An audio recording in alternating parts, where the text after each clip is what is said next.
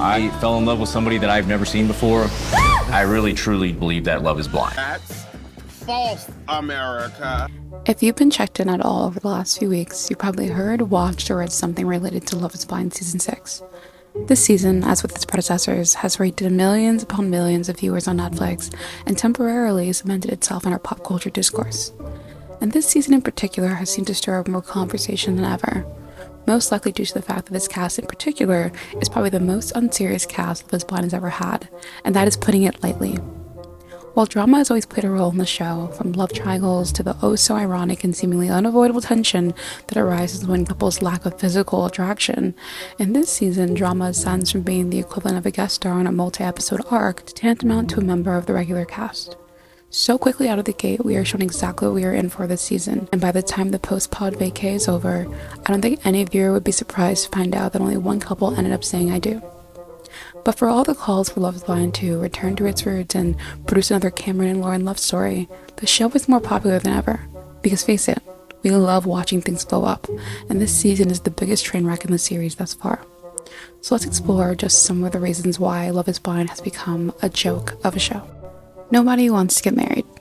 This particular problem is not unique to this season of Love is Blind, but something about Clay's haphazard monologue on the altar about not being ready for marriage and still needing to grow into the man Adia deserved really pushed me over the edge. The public isn't dumb. We've seen this occur on other dating shows. The larger the audience grows for a show, the more disingenuous the cast seems to become. But there's something so great about this occurring on Love is Blind in particular.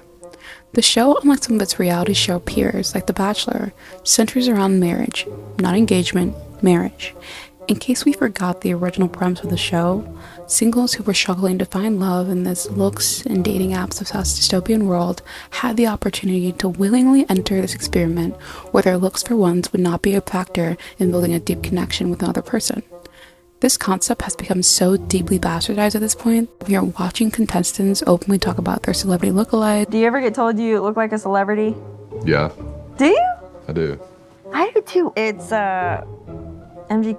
I don't even know if it's MGK's wife or his girlfriend. Listing physical preferences for a partner. I just feel like my worst fear is like we fall in love, we have this beautiful connection. It's like, you know, we do the reveal and it's like, oh, wow, like we never really talked about physical. And like, that is important to me. I'm calling the police. Hello? Yes, this video right here, jail time. And just exhibiting an amnesiac level of recall about why they are on the show in the first place. It's gotten so absolutely out of control that the producers seem to have also decided they have thrown the towel on the premise of the show, just so long as there's enough drama stirred up to keep people coming back for the next episode. What happened to the vetting process? So and I think many other people were under the impression that Love is Blind was actually vetting individuals before casting them on the show, but apparently that was a ridiculous assumption to make. To start off, Love is Blind is currently engaged in several lawsuits, but one in particular is being brought by an ex-cast member of Season 5, Renee Poosh, who got engaged to Carter Wall, and in her lawsuit alleges that he, quote, landed a spot on the series by being allegedly broke, jobless, unhoused, violent, and addicted to amphetamines and alcohol. Now, there is absolutely no problem with being broke, jobless, unhoused, or an addict. There is, however, a problem with so poorly background checking a cast member that you are not uncovering a potential for violent behavior, and that they are in no uncertain terms experiencing a level of instability in their lives that not only makes them unfit to be on reality TV, but to be pursuing marriage at all. Renee further alleges that Carter exhibited erratic and alarming behavior and emotional instability that became glaringly obvious to both her and the production staff. And allegedly, production allowed this couple to remain in the process up until the altar, until ultimately deciding to not include them in any aired episodes. This season, the lack of vetting has reared its ugly head once again, as allegations against two cast members on the season, Trevor and Jeremy, have surfaced around them being in serious relationships either during or shortly before entering the show.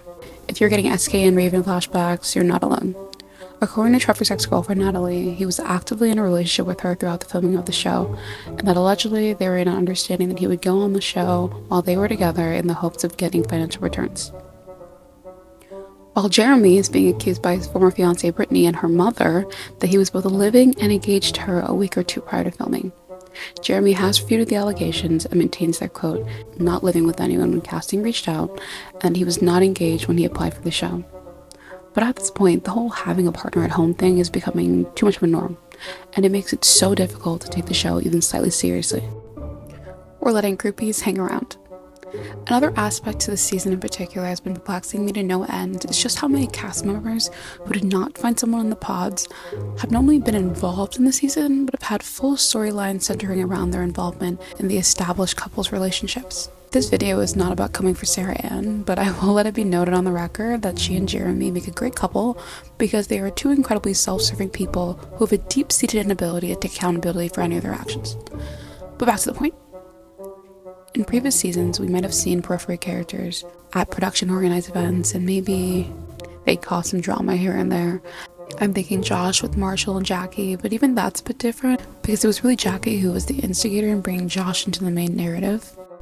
Sarah Ann is invited to the lakeside cookout while Laura is there confronting her now ex-fiance on his lies and potential infidelity. And then 20 minutes later, they're filming her and Jeremy on a jet ski. Please make it make sense. Then you have Jimmy talking to Jess on some, you're still my number one. This is like late into the season, and it's like the show decided, you know what, whether you're actually engaged or not does not matter as long as you're bringing up some sort of drama. In actuality, not one of them, Jeremy, Laura, Sarah Ann, or Jessica, should have really been there.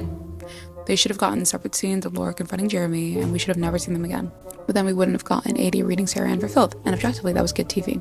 And the producers know this. But at what point do we just completely lose any integrity in the purpose of the show? Love is Blind is undeniably good TV. We all love watching a little bit of trash. It gets our blood pumping, our head shaking, us pounding our fists at these people making the worst decisions we've ever seen. But I think with season 6 coming to a close and allegedly many more seasons to come, I'm starting to think about when exactly will the train wreck get old. At what point does the chaos and dramatics dilute the show to the point where there are no real stakes anymore? We have shows for that. It's called Netflix's Perfect Match.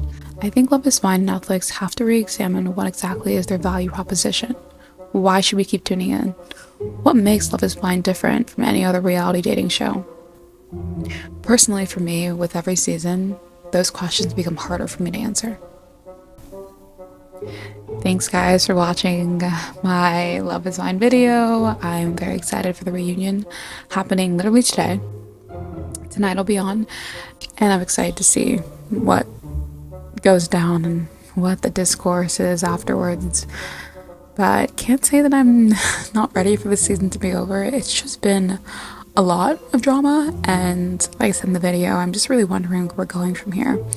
But if you liked it, please like, subscribe, comment, and I will see you in the next one. Bye.